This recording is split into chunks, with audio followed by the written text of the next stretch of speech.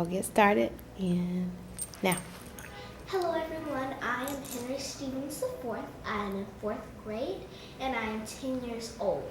Today I am here with the remarkable, honorable, unforgettable Congressman John Lewis. Nice to meet you, sir. Nice to meet you, sir. It's good to be with you. It's an honor to meet you. Well, you're so smart and so gifted. I've heard about you, and I tell you, you're much better than a lot of the reporters here in Washington. Thank you, sir. Now, I've been researching and reading about you, and I've actually found out we have a lot in common. For instance, our birthdays are both in February. Yours is the 21st, mine is the 4th. You have written books, and I'm working on a book. Wonderful. And we both have tenacity. No matter how many times we got assaulted or beaten or jailed, you fought for our rights. And you never gave up. Well, it was the right thing to do, It was. and I'm proud and very pleased that I came under the influence of Martin Luther King Jr. and Rosa Parks that changed my life, inspired me, and motivated me. Okay, you got your first one ready? You don't? Okay. Let's just do the books. Okay, I know you've written some books. So when you write books, who inspires you? Just who inspires you in general?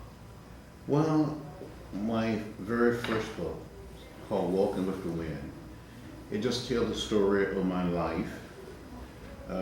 When I was growing up, I loved reading.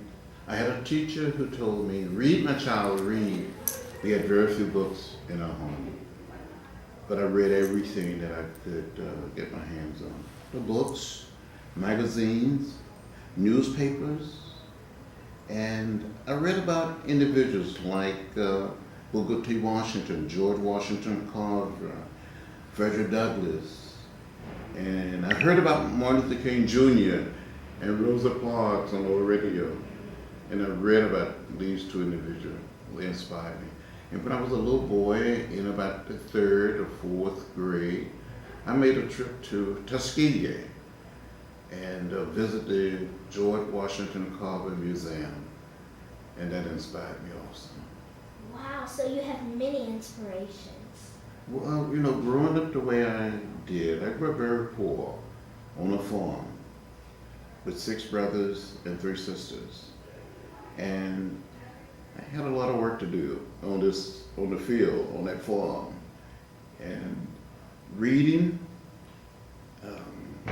writing a paper, or making what we call a scrapbook, did me very, very well. Because I could dream dreams, I could let my imagination run wild, that maybe one day I could be a lawyer, maybe I could be a doctor, a scientist, a teacher. But I got caught up in the civil rights movement and later in politics.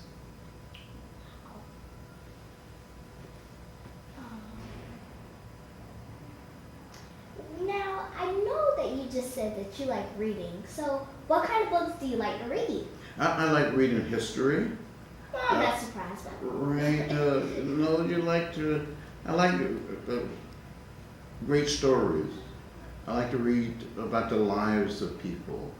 You know, whether it's Frederick Douglass, someone like Jackie Robinson. You know, he was born in Georgia. Rosa Parks. When I first heard of Rosa Parks, I was 15 years old in the 10th grade. And then I met her when I was 17. And the next year I met Dr. King at the age of 18. Changed my life. Wow.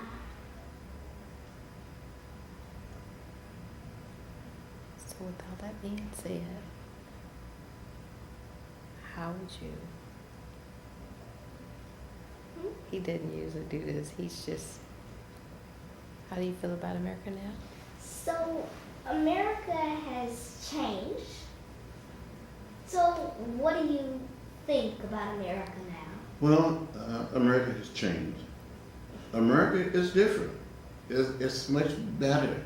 And we are much better people. When I was growing up, I saw signs that said white men, colored men, white women, white waiting, colored waiting.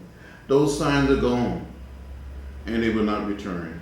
The only place that we will see those signs today will be in a book, in a museum, or on a video. But we still have work to do. All of us must work together, Black, whites, Latinos, Asian American, and Native American. Because in the final analysis, we are one people, we are one family, we all live in the same house, the American house. Now, I'm glad you shared that with us.